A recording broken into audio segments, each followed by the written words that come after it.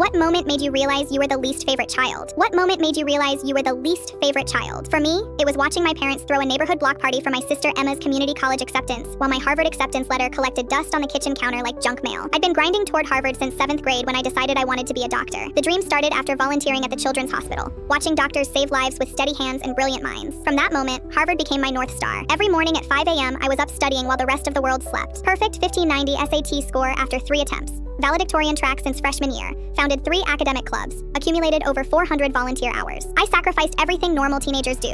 While classmates went to dances, I practiced for academic competitions. While they dated and experienced first kisses, I memorized organic chemistry formulas.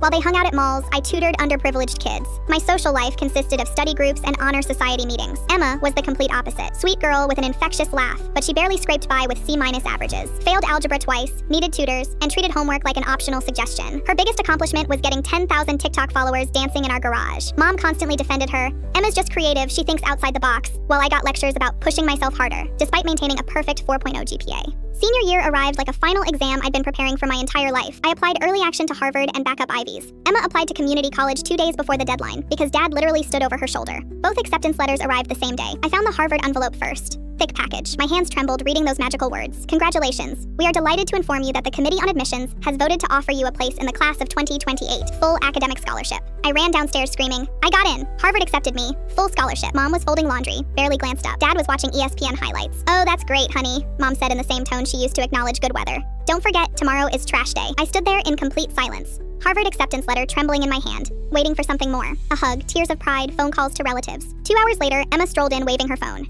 Hey guys, community college accepted me. Now I can keep making TikToks and take pottery classes. Our house exploded with excitement. Dad launched from his recliner, remote flying. Mom dropped the laundry basket, clothes cascading everywhere. They tackled Emma in a massive group hug, jumping up and down, crying tears of joy like she'd won an Olympic gold medal. Mom immediately called every relative. Dad retrieved expensive champagne from the closet. We're throwing a celebration party, Mom announced breathlessly. Our baby girl is going to college. I stood in the corner like forgotten furniture, Harvard letter trembling in my hand, watching this beautiful family moment I wasn't part of.